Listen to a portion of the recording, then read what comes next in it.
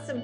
Hi, everybody. Welcome to this week's Quantum Alignment Show. I'm Karen Curry Parker, and we're going to be talking about something that I think is cool, interesting. I want to just sort of set the tone today that before we get too excited about the interesting things that are happening, I want to set the tone and really be honoring and respectful and not be so enthusiastic that it looks like I'm really enthusiastic that we're in a pandemic, because I'm not enthusiastic about that at all. I think that we are experiencing an enormously challenging and very difficult situation with the current global pandemic.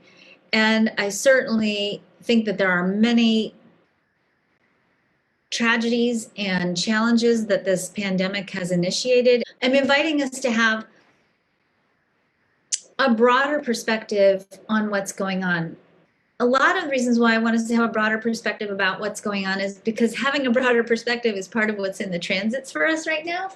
It's also, I think, a good way for us to really find a sense of control and influence over our own experience of a situation that I think for many of us feels profoundly out of control.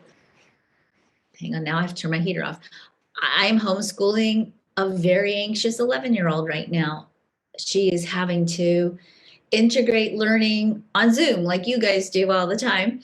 And that's a very new and stressful experience for her. I found out this week that, and I don't know how I missed this, that our teachers in the school where my daughter goes actually took a pay cut to make sure that the school had enough funding to make all the resources available for the kids during this very difficult time. So that's just little pieces. That's not looking at people who are dealing with serious long-term health impacts from COVID or who have lost loved ones from COVID. So please know that as I go through this, I get excited about the transits. I do. I get excited about the future. I really do, because I do think we're headed in a really beautiful place. I'm not excited about the pandemic. So I just want to be really clear. The second thing that I want to bring to your awareness before we get rolling today is that I do have slides for this presentation. For some reason, I keep printing them up and putting them in PDF format, and it keeps doing the full slide size and not the little handout. And I'm not sure what's going on other than Mercury's retrograde. And I don't want to give you the slides for the full size. I don't want to give you the handout of the full size slides because you'll use an entire printer cartridge of color trying to print it up. So I'm going to try to redo the handouts, and I'll post them for you after our presentation. So if you're the kind of person that really wants to have notes, or you need to have notes, or you're like, what did she just say? Or what did that slide say? I will get you the slide handouts somehow. So don't panic. So the third thing that I want to just bring to your awareness, and this is a personal thing for me, some of you may have been following along with the drama over the last 2 years. I actually have a TED Talk tomorrow. This has been a TED Talk that I was supposed to give last year, but I became a grandmother instead, which was not anything I'm upset about at all. This year, we had sort of a twisty, windy road to get back onto the stage, but I will be on TEDx Colorado Springs tomorrow. I will post in chat if you are watching on Zoom. I will post in chat the link if you're interested in attending the presentation live tomorrow. If you do want to attend the presentation live tomorrow, if you use the coupon code Karen, K-A-R-E-N, you'll get a discount on the event, just because I had asked the organizer if guys could have a discount. So you will get a discount to that. So I do appreciate all the support that you all have given me over the last 2 years of this journey. And I'm very much looking forward to sharing my talk with everybody tomorrow. So without further ado, let's get rolling, because I have a lot of stuff to cover today.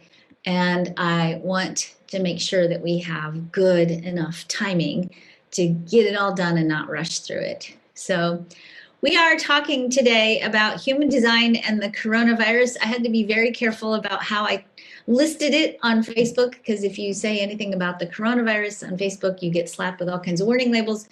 So if you have seen this talk referred to as the global pandemic, that is why we use those phrases. We are talking about the coronavirus, the second cycle, because we're getting ready to enter the second cycle of the coronavirus. So the coronavirus is an effect, not a cause. And that's something that when we look at the astrology of the coronavirus, that's something really important for us to continue to put into our awareness. It's an effect, not a cause. It is a result of the way that we've been doing things. And whether you want to drill down and say, you know, it was bats in a marketplace in China or created in a lab or whatever, the ultimate impact that it's having and the way in which it's impacting us is a result of the patterns that we have been individually and collectively embodying.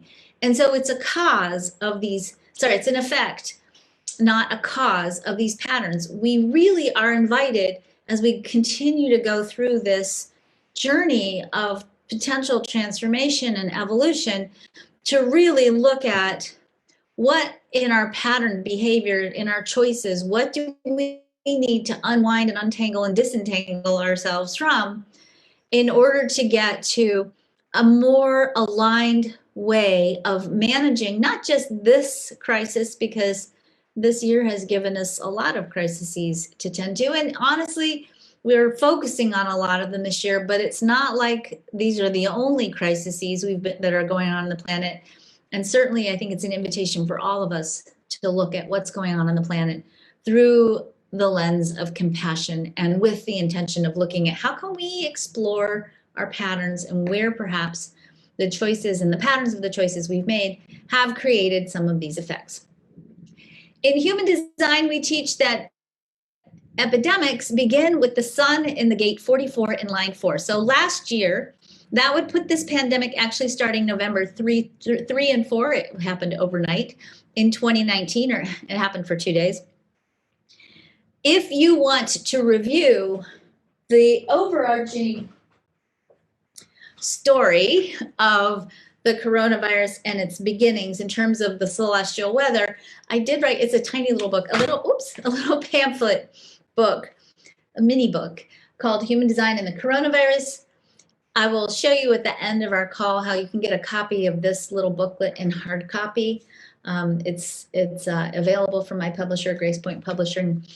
You can't get it in hard copy anywhere else because it's a taboo topic and they won't publish or promote any books about coronavirus. So even though this is really an astrology book, a lot of the book distributors out there were like, no, we're not touching that one. So if you also want to learn more about what was the design last year and the overarching theme, and we're going to cover some of that today, but if you go back to the Quantum Alignment show of March 13 this year, 2020, I did a show on March 13, 2020 about coronavirus and the design of the coronavirus. And you'll see, if you watch both of these videos, if you go back and watch that one later after this one, you'll kind of see the whole arc of where we're headed, specifically related to the design of what happened last year. So our next cycle of the coronavirus, the birthday, if you will, of the coronavirus, and starts on November the 2nd, 2020. So we're going from solar return to solar return, just like you do on your birthdays. We're going from the birthday of the coronavirus last year to the birthday of the coronavirus this year. And we're looking at the design in this call today. We're going to look at the design of the second year of the coronavirus and what that is potentially bringing us in terms of new awarenesses, new insights, expansion, and new hopes and possibilities and inspirations. And I'm going to focus strictly on those. So if you are living in the United States, you know that that means that we have sort of an interesting coincidence here, if you will, that this coronavirus second cycle starts on the presidential election of 2020 in the United States. So the election itself and all of the brouhaha around the election this year has been very much a part of the theme of the coronavirus. And I don't think it's a coincidence that so much of what we've been looking at around leadership and government this year has been influenced by the coronavirus and the things that we have been learning or learning that we need to shift and change because of leadership or failures in leaderships or the way in which we've been led. Those themes have been bubbling up for us to look at. And I want to invite you, and this is a difficult thing to say because I don't want to kick up a huge political conversation, but I want to invite you to maybe for this class, and then after this class, go back to thinking about this normally, because I do want you to vote. If you're in the United States, please vote. But for this class, for the next hour, let's take the personalities out of the playing field. And let's not make this conversation when we talk about leadership be about this person versus that person. But rather, let's look at the fact that we live in a democracy and our leadership is a representative of qualities of consciousness and energy. And that whether you will like the leadership or not, there's something in this leadership that our collective, maybe not you individually, but our collective put into power. And it's a leadership that's revealing to us what needs to be healed, what needs to be released, what needs to be aligned, and what needs to be brought to our awareness so that we can go to the next phase in our growth and evolution and expansion. That's not a comfortable way to look at it sometimes, because it does mean we all have to go in and look at our own shadow. And certainly the coronavirus, starting on the 44, the sun on the 44, totally brings the shadow up into our face. And we are being called forward to get nose to nose with that shadow and explore what part of ourselves has created our life circumstances and our life situations. This is a delicate conversation to have, because the second part of this conversation, and I want to really be clear about that, so I'm not blaming the victim here. I'm not saying you caused the coronavirus, or if you got sick, that's your fault. I don't want to even play that game. I don't believe in that game, honestly. But I will say there's something moving through all of us with this energy that's giving us an invitation to explore how can we bring ourselves into greater harmony with the heart of who we really are, and ultimately with the heart of humanity. Every event, including your birth, has an energy design that's a synthesis of the planetary themes transiting at the inception of the event. These planetary themes, in essence, set up the curriculum, the soul curriculum for the event, and it helps us understand what we're supposed to be learning through these experiences. So if we look at the design of the coronavirus this year, 2021, this is the birthday design of the coronavirus this year. So these are these gates, these channels, these centers that are colored in. These are basically the core curriculum, if we will, the soul curriculum of what we're going to be exploring and learning from and pushing against and growing towards as we go through this second cycle of the coronavirus. In loose summary, and I'm going to go in greater depth, obviously, for the next bit. In loose summary, we are learning to shift into a global mindset. And I mean, how can we not, right? This is a tiny little fragment of RNA coded in proteins that has impacted literally the entire globe. And if we've needed something to remind us that we're all under the same sun, boy, did we get that reminding, right? And this shift of understanding that we are all connected, and that the breath that I take here in Minnesota has the potential to impact somebody, you know, way off on the outer edges of the Ivory Coast, is such a vital thing that we need to understand. There is no way that we're going to be able to escape, individually or collectively, the impact of the health and the well-being of our world. And that is certainly a big theme that the coronavirus brings us. The coronavirus is also bringing us what I'll call an upgrade to our warrior qualities, meaning We are learning, courtesy of the courtesy of the coronavirus, how to really know what's worth fighting for, how to fight, if you will, in a way that is aligned with transformation, with visionary thinking, with possibilities. How do we endure, which is really one of the more mature warrior qualities that we're mastering? How do we endure? Oh my gosh, are we learning that? Wow. How do we endure and sustain ourselves even through the most challenging cycles of realignment so that we can really stay connected to what's really valuable in the world? And how do we make a place? How do we build for something that's really worthy of who we are? We are learning how to move from a rebellion, which is a more Mars-like, immature expression of a resistance, to integrating the work necessary to bring about real change. As a consequence of adopting a global mindset, we are building a global economy. And if we're not doing it yet, we sure as heck are going to, because we're going to have to be taking stock of what's happening on a planetary level and start moving those resources around so that we can share them equitably and sustainably. And by the way, if you think we're not already doing this, I promise you that blackberries do not grow in Minnesota in winter. And thank God in Karen world, there is Chile, because I love blackberries in the winter and the summer and the spring and the fall, because we have a global economy. We are looking at corporate reform, which is a huge, huge thing that we're going to see, I think, over the next 7 years. And I certainly say the coronavirus is triggering the beginning of this cycle of corporate reform. If we look at the design for business through the lens of the human design chart, corporations don't have a design. Business is a deeply personal process. It's a process that involves the personal journey of transforming something that is fearful or something that is painful into something of value that we can use to serve others. Business serves love. Business serves the divine muse.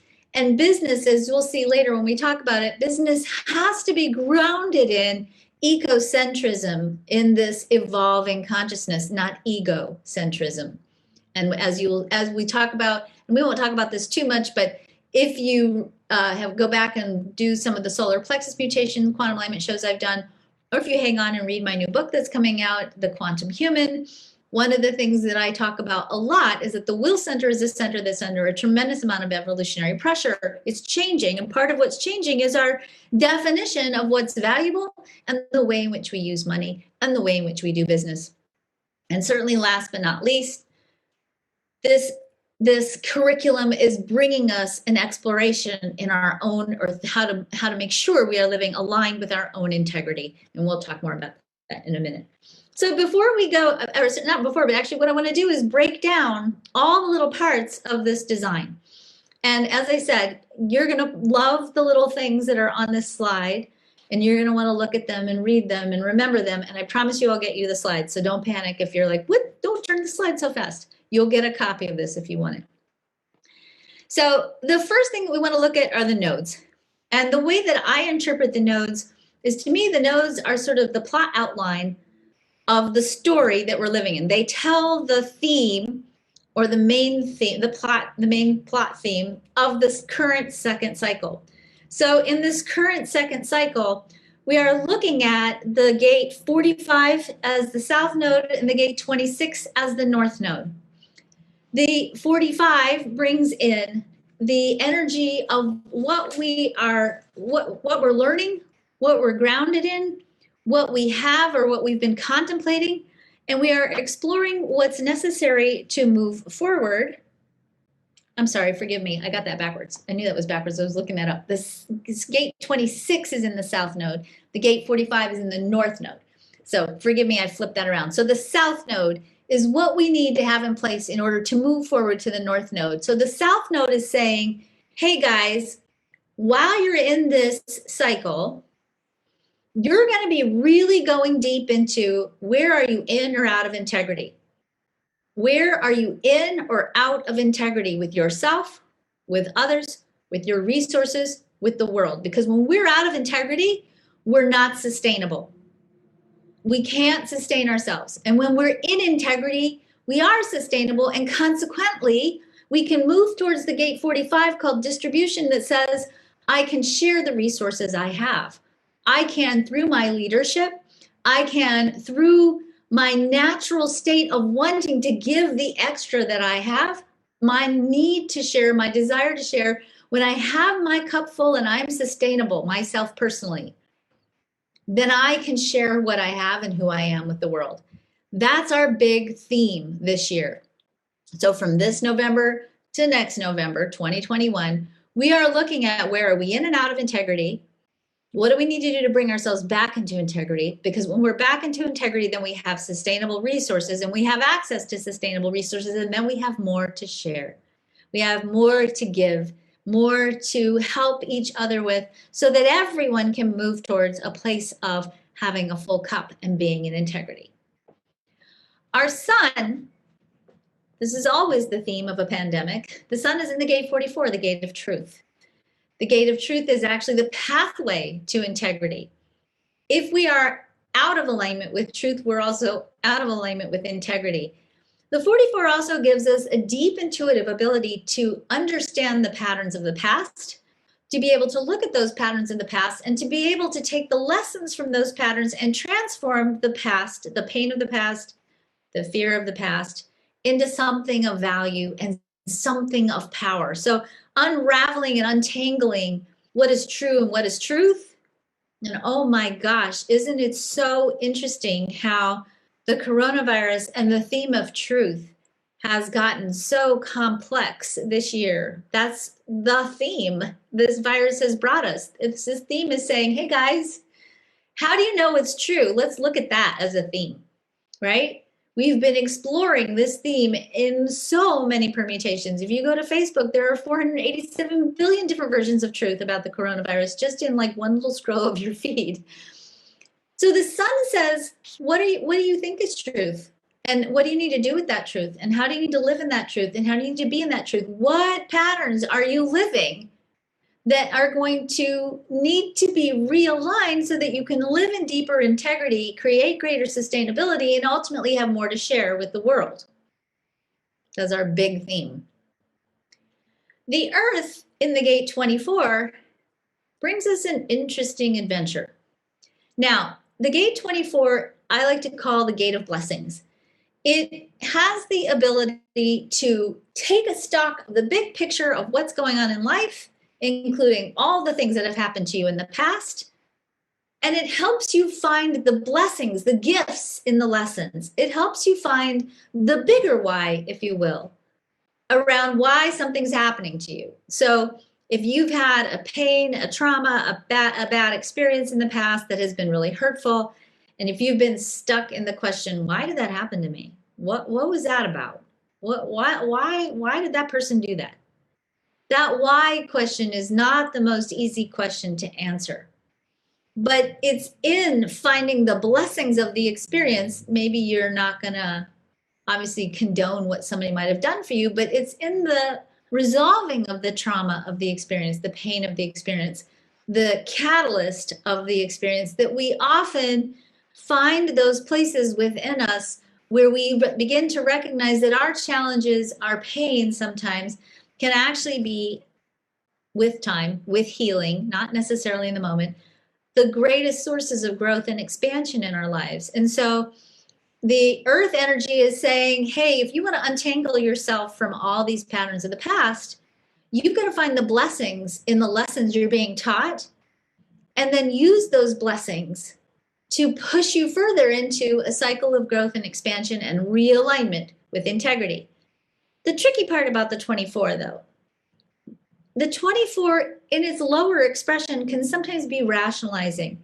And when we have a theme of truth, sun in the truth, the gate of truth, and the Earth in the gate 24, it can make the theme of truth very murky, because there also is the possibility that we can be really rationalizing things that are not true.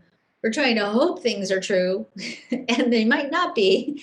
And we can build an enormous amount of a case, if you will, behind it to cause ourselves to think that what we think is true because we can rationalize it. And again, with some of the other elements happening in this next year, we're not really going to be allowed to get away with that anymore.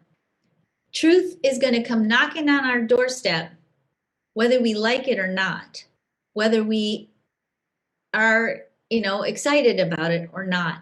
And certainly this earth energy says that our biggest challenge right now for us to be more deeply aligned with truth and what's true is to find the lessons in what's happening right now, to not get too lost in the question why.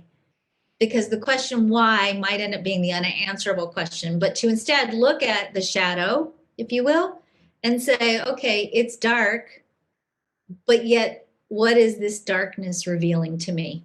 And how do I begin the process of bringing my light to this darkness so I can work through these shadow parts of myself personally as a contributing part to a whole? Because the work you do for yourself in your own world adds to the work of the world being done. And of course, do your personal work, but then turn around if you feel so inspired and do your work on the collective shadow too. The moon is what drives us.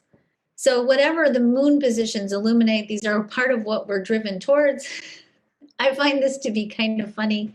It's only, I can laugh about it because I have both of these gates in prominent positions in my chart.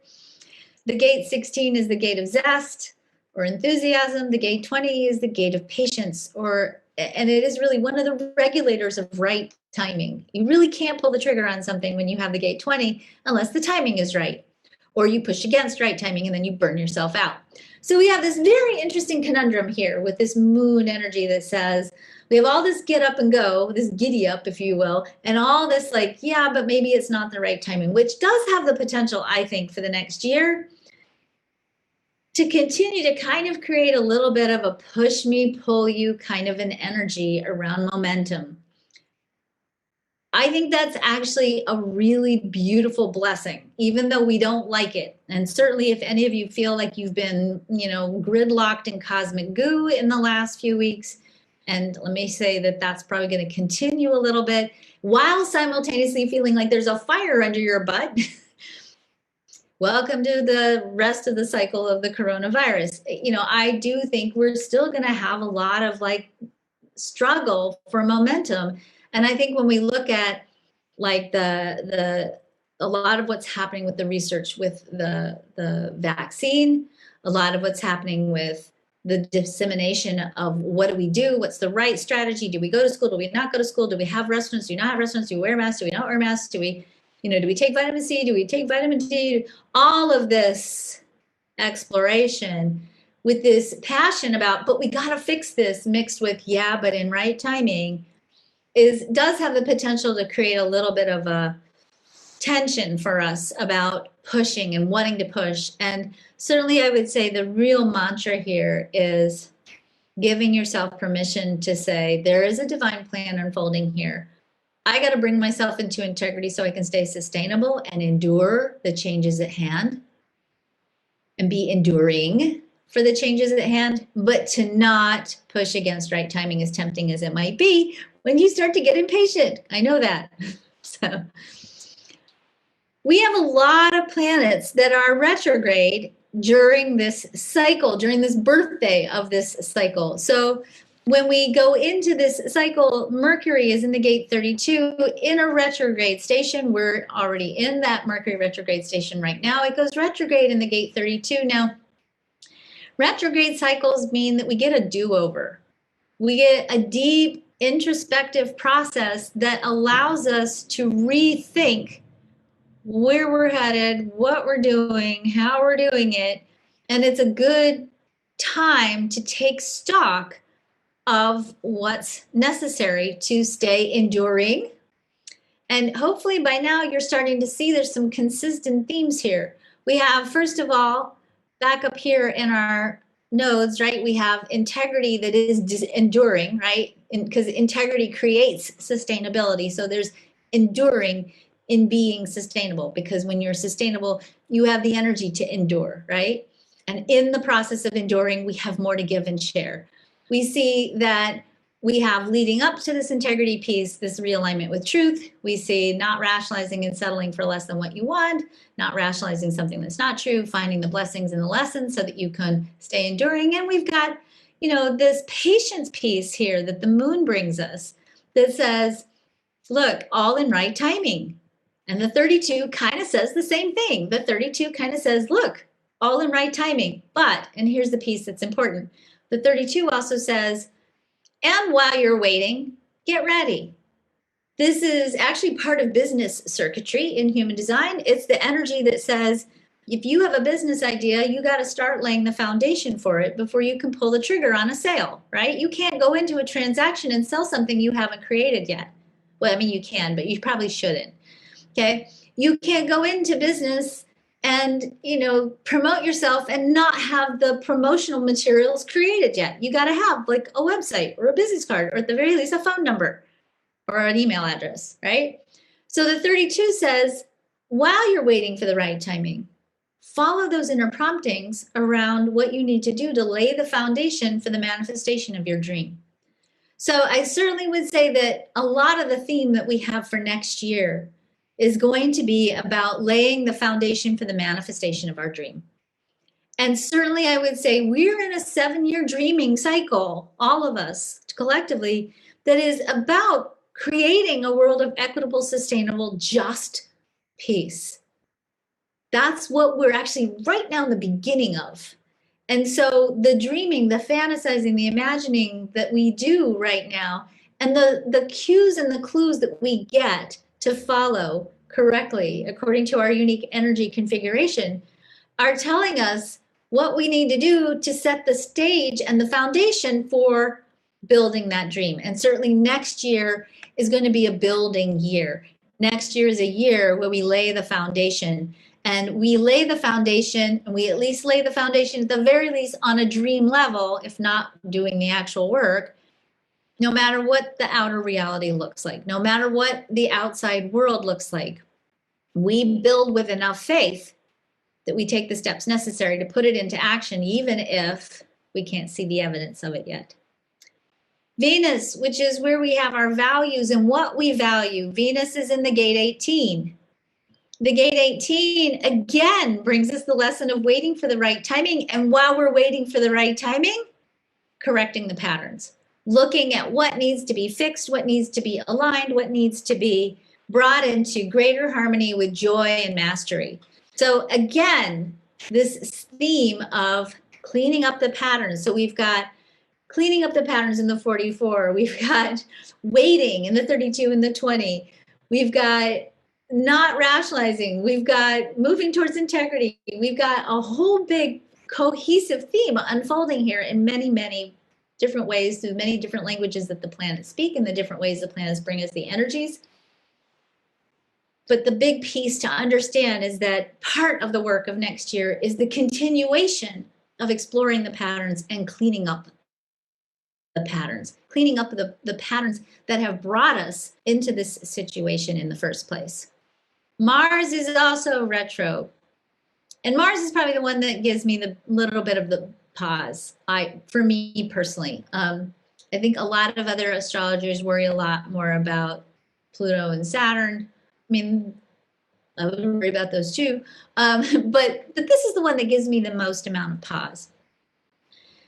Mars is where we have youthful lessons.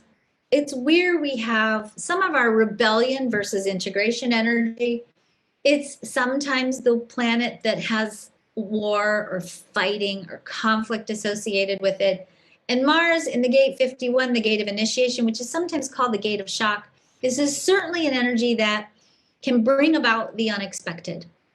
And that unexpected can cause us to metaphorically or, die to our old identities, to our old egos, if you will, and emerge as, through the catalytic process of sort of dying to our old self and being reborn, emerge into the full expression of our higher selves, emerge into the heart of who we are. So that's the high potential of Mars in the 51. But I certainly would say this energy has the potential to bring us a lot of tension, a lot of potential for unexpected events that that could potentially rock our world and certainly rock our identity. And certainly are events that could potentially be very disruptive. And we need disruption. Don't get me wrong. We really need disruption. And even if we don't understand the purpose of the disruption in the moment, with time and with patience and with the continued process of shining our flashlights into the shadow, we'll start to learn what about us needed to die for us to be reborn into the heart of who we are. But it does mean that things may still continue to be pretty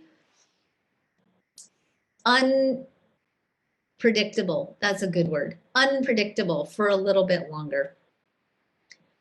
And for us to learn to be resilient even when the landscape changes, which means the more aligned we are with truth, the more we can allow ourselves to emerge into the higher expression of who we are.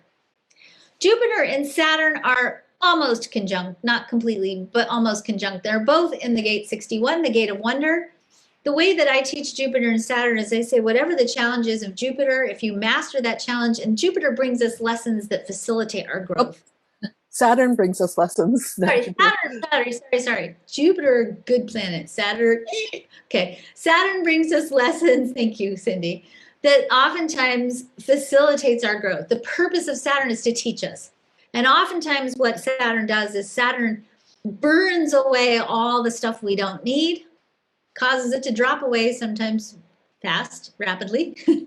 And as that stuff that we don't need burns away, we're left with the core essence of what's really precious and valuable.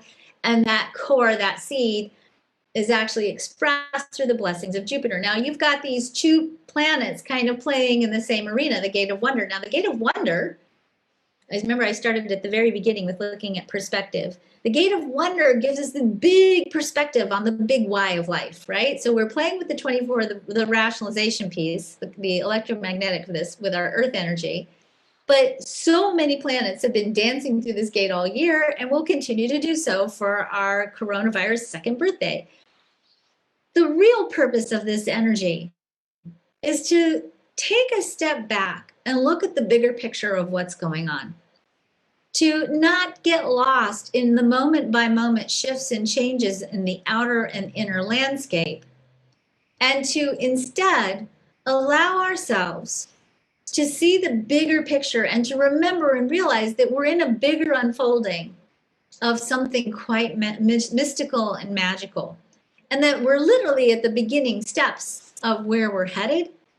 And the more we can continue to watch with wonder and curiosity and awe, and with that wonder and curiosity and awe, stay in a space of expectant anticipation that even if you don't understand what the heck is going on right now, that it's a vital part of the process that needs to be untangled in order for us to get the clarity that we need to be able to move forward towards our bigger purpose, the bigger role that we play in the cosmic perspective.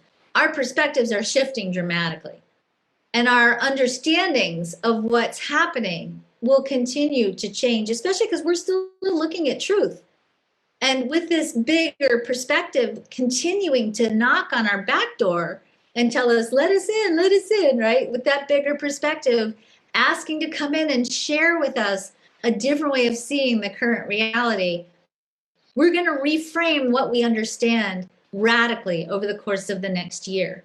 And the more we can relax and stay in the innocence of it instead of the heaviness of it, which again, I'm not trying to minimize the pain. I'm saying that this is the way to get through it because there's no way around it. We got to get through it. This looking at it from a place of curiosity and wonder allows us to find the answers that we might not be seeing if we're insisting on maintaining our old rigid perspective on how we think things should be and why things are unfolding the way that they're unfolding, and our judgments perhaps around our perspective around what's going on.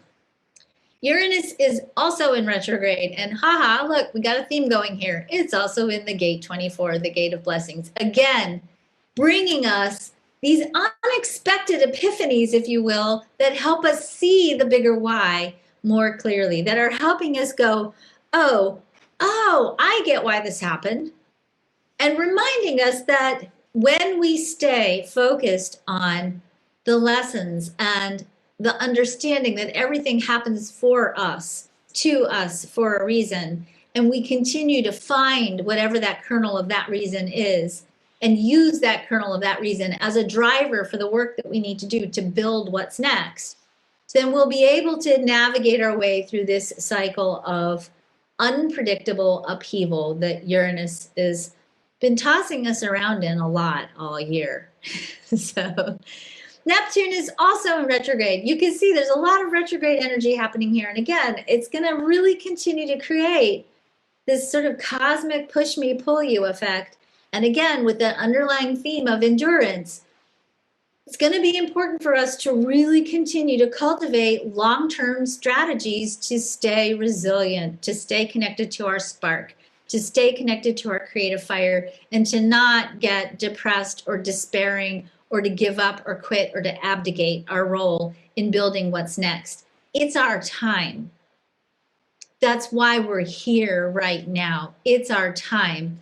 And we cannot afford to get tired, which means we have to focus on what needs to happen for us to endure.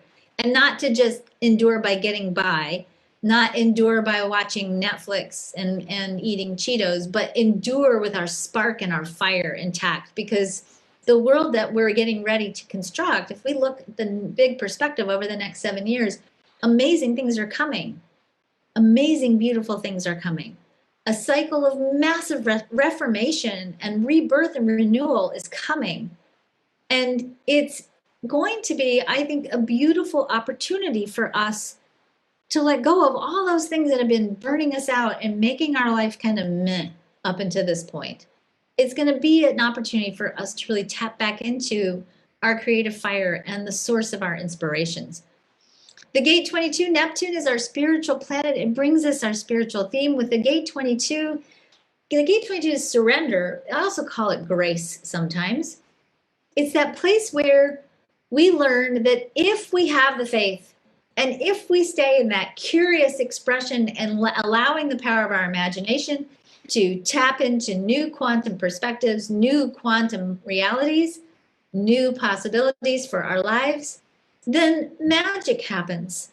The fulfillment and the answers we're looking for shows up, and sometimes it shows up in ways we never could anticipate, magically, if you will. And that power of that surrendering and trusting that even if you don't know what's going to happen, if you hold the dream and hold the energy, we're going to be fine. Pluto, again, a planet of expansion. We got Pluto again in the 61 energy, this energy of wonder, again, pointing us back to, we got to have a different perspective on what's going on. We have to have a broader perspective. We need to open up our mind. And actually an interesting thing, the 61 is also an energy where we connect to esoteric wisdom. We're going to be finding more spiritual answers, more spiritual understandings to some of the more earthly challenges facing us. And I certainly would say that I do believe we are facing not just a virus crisis and racial tensions and racial issues and sustainability issues and global climate change issues. We're in the midst of a spiritual crisis. And if we can resolve our spiritual crisis, I think that the other challenges will find solutions, or we can't do it passively. We will find the other solutions necessary to bring about a world of equitable, sustainable, and just peace. Chiron gives us Chiron is kind of the gift that keeps on giving. It's the thing we need to master to step into the maturity of who we are. It's the pain that keeps triggering us and causes us through that triggering to have to really rethink things. It's also an energy that is the energy of anticipation. It's an energy that gives us the insights about what we need to do to prepare in anticipation of what's next. What do we need to prepare? So this goes back into this theme of enduring, sustainability, preparation, divine timing. So again, there's a large part of what we're looking at that's going to give us the insights necessary for us to be prepared for what's next. The shadow side of Chiron in the 17 is that it's opinions. And again, when we have these themes of truth and rationalizing and being in or out of integrity, this theme of truth and this theme of opinions certainly continues to potentially be problematic. So looking again at how do we distill out all these possibilities and find the ones that are aligned and truth for us is important this year. So other things that are going to be kind of part of our curriculum. We are redefining this year with this theme, the relationship between power and money. And this is actually a theme that's part of a bigger cycle of evolutionary shift and change too. When we look at the solar plexus mutation, certainly this is also a theme in the solar plexus mutation for those of you who are familiar with the fact that the chart itself is undergoing a big change. And the chart itself is changing the energetic hardwiring of what it means to be human. So we are entering into a cycle where we're really exploring and redefining the relationship between power and money. We are laying the foundation for a quantum economy, which is going to require that we have healthy people, that we have money, or we start redefining money as spirit in action, that we begin the process of changing the way in which we employ people and work with people, and we have livable wages. There we are moving towards, as we've talked about before, a global economy where we are creating economically in an ecocentric versus an egocentric way, where we are building businesses and doing business around sustainable practices, where we are incorporating into our businesses and our economy land stewardship so that land as a resource becomes sustainable. And we are moving into a cycle of, I think, a huge cycle of massive quantum creativity. So just a quick review. Some of you might remember this. And again, if you watch the Quantum Alignment Show pretty regularly on our Facebook page, all of our quantum alignment shows are archived. And I did do several shows this year and last year about integrity and truth.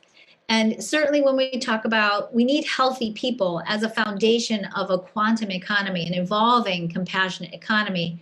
That means we need people in the world who are physically healthy, who are in physical integrity, who have resource integrity, meaning they use their resources well and in a sustainable way, who are authentic in the expression of who they are, who create from a place of moral integrity, meaning you do the right thing because it's the right thing to do, and you know you don't have anything to lose if you do the right thing, and who have the energy, the sustainable energy to facilitate what's next in the cosmic plan.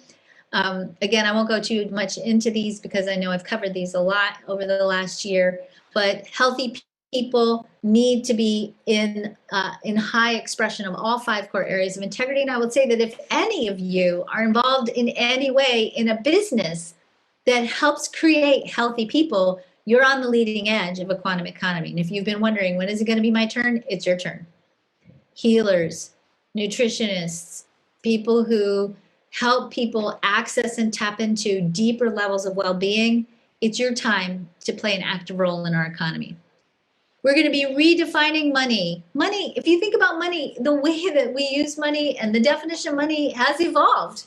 You know, we're no longer bartering. We're not giving away cowrie shells or coins. You know, money has become highly complex. It's so complex that sometimes we can be moving money around on our computer screen. We're not even touching it. It's kind of a really interesting abstract thing, right? So we are going to start looking at using money differently. Our businesses are going to be moving towards exploring how do we partition the use of our money differently so that we're using some of our money for buying, some of our money for lending, some of our money for gifting back to the communities that we serve in. I like to think, and this is actually a concept that comes from Rudolf Steiner, which I think is just flippin' brilliant, and that maybe the way we need to start using money as spirit in action is we need to age money. It needs to expire, kind of like your milk in the refrigerator, right? And that if we start looking at money as a resource that needs to be used so it doesn't expire, it keeps that energy, that consciousness, and that movement of that spirit in action in movement, which is, I think, a problem that we have right now. We have a lot of money in our world right now that's not in movement. And so it's not able to, the money, I think itself is crying and saying, I want to be used to do good things in the world. Let me free, let me out. We use money, we begin to use it, we'll see money as a tool for evolving the world. And certainly we begin the process in this cycle of redefining what do we need? What do we need? And certainly I would say the isolation and the quarantining, I think has certainly caused many of us to redefine what we need. I sure as heck would rather have an intimate meal with people I love than to have some fancy schmancy thing that I'm not going to do anything with. That's just one tiny little minimal need that I have. And I'm sure for many of you, you have different needs. I want to go see my family. I miss my family terribly. Money is evolving and it is becoming sensitive to the human soul and spirit and to the needs of the world. And I really want to invite you all as we start to think about changes in the relationship between money and power and the coronavirus. I really want to invite you into thinking about money itself being a living, breathing, spiritual entity that wants to serve the world, and start having a different kind of a conversation with money around what it wants, what it's seeking in the world. Human beings have evolved far enough to use and invest the movement of money with the intention of using it to heal the world now. We're at that point that we really need to be engaging with money and the use of money differently and start seeing it as a healing tool. I joke, it's not really a joke, but it's kind of a joke. In the Old Testament, there is a story about manna, and it's probably my favorite story in the Old Testament. And basically the story goes like this. When the Israelites crossed into the desert and escaped slavery out of Egypt, they didn't have any food with them. They didn't have any water with them either. And they were panicking. What are we going to do? And God came down to them and he said, look, I got this covered. I'm going to give you this stuff called manna. And every day you're going to have enough. And you have to go outside and gather what you need for yourself and your family for that day. If your neighbor can't take care of themselves, you can gather extra for your neighbor. But if you take more than your share, it's going to rot. On the 6th day, I'm going to give you double portions so that on the 2nd day, you can engage in the sacred act of resting.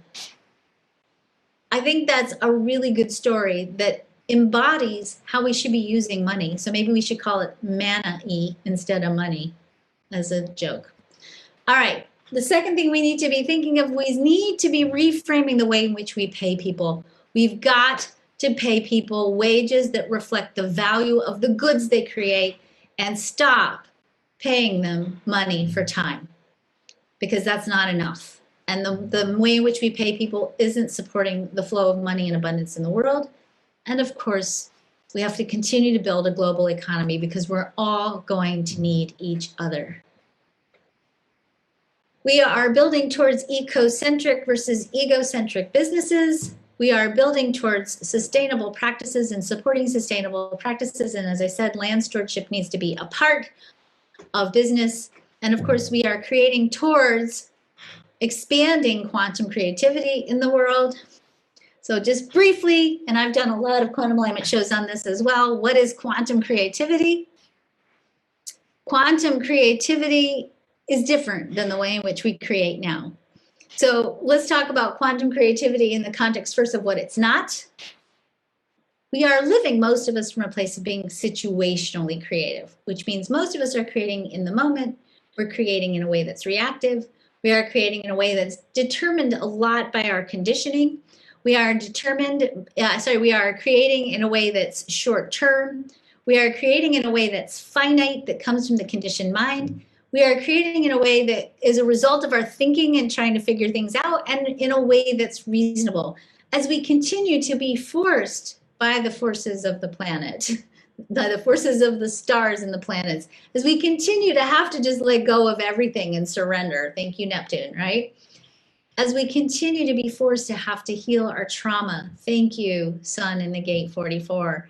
Thank you, all of these forces that are moving us towards living in integrity. As we heal our trauma, as we move ourselves into a more aligned, sustainable state, we stop being reasonable, because being reasonable is really just about reliving old patterns.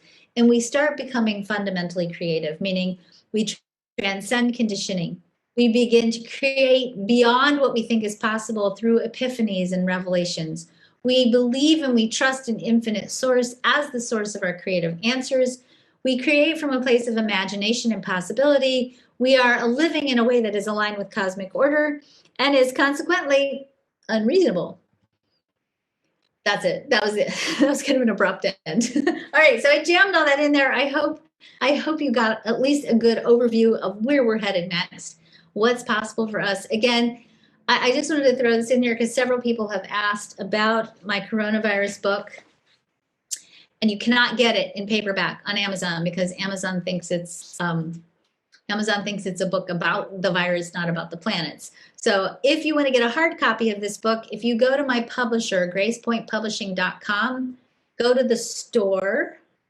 If you go to the store there, you can order hard copies of this book. And if you stay tuned, I will be posting here next week, actually a written summary of what we've talked about today. And as I said, I will also make sure that I get the slides to you. All right. Kevin, there was a couple interesting. Rebecca posted on November 4th, the asteroid Wuhan will be in gate 60 along with Saturn, FYI. Of course. What else, right? That's awesome. And yes, there is an ebook. You can get the ebook on Amazon, just not the cute little book. So And thank you. Lots of comments of people agreeing with what you put on Facebook. Not a lot of questions. Actually, no, but it was a lot of. So they can find them all if they're looking for the other quantum alignment shows. They're on the Facebook page, but they're also on the blog. Mm-hmm. And I think we have keyword searches, or you can see a keyword tag. So sometimes those would be a faster way of looking. And our blog is here. It's on quantumalignmentsystem.com. So you go there, we have our blog. There's all kinds of stuff there. Other than our blog, there's videos, there's blogs, there's ways to connect with quantum human design practitioners. There's all kinds of good stuff in there. So go check out our webpage too. There was a question from Anna. How long do you think the pandemic is going to continue?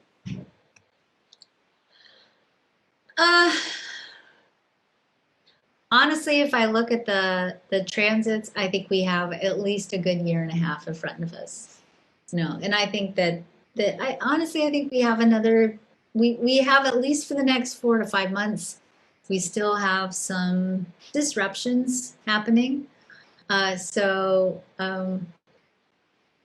it's going to be an interesting time. And again, I think if you keep going back to do your own work, clear up your own patterns, and think about what do you need to do to be enduring. I think that's that's probably the question right now. How do we need to be enduring so that we can sail through this with grace, so that we can stay connected to our authentic self and really continue to cultivate the energy to be able to do what we do in the world.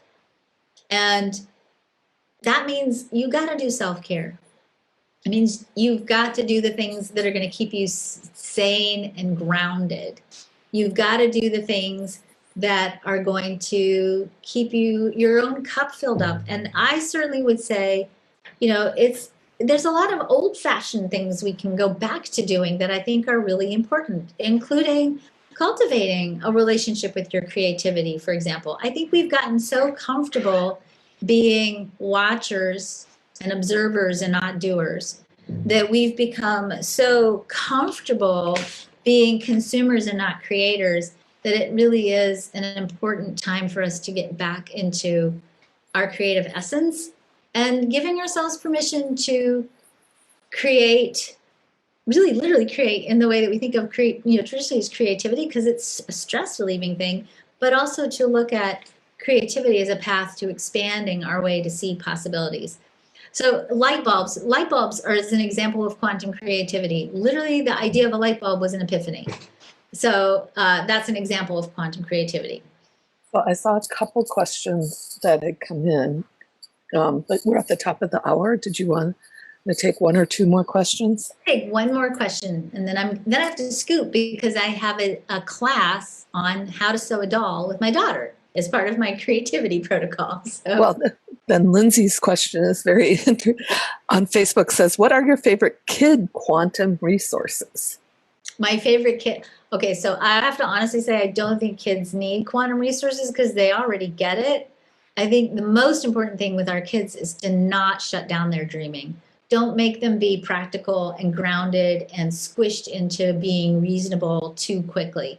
They understand inherently how to use and harness magic, how to stay in that creative flow, and what they need to take care of themselves. And I would certainly say for the kids right now, especially for the kids right now, because they're being thrust into a way of living that is so unnatural for them, to really let them judge for themselves what's enough and how, and really enforce them staying connected to their creative flow, and get them outside and get them reconnected back to nature. If they've gotten disconnected, get them away from the screen as much as you can, and sit down and do art with your kids, or read out loud with your kids, even if they're teenagers, and stay connected to those heart places with our kids. And not, it's so easy when we're doing work from home to want to shuffle them over somewhere else where they're being entertained, and to really rethink, how do you do your life and your schedule so that you're living from this more grounded, connected, heart-based place. Good. All right, I'm gonna go do art with my kid. You all have a great weekend. And next week, I don't know what's up next week, but check back, because we're gonna have something amazing here next week. So, and there is absolutely amazing possibilities ahead for sure. Bye. Bye, Cindy. Thank you.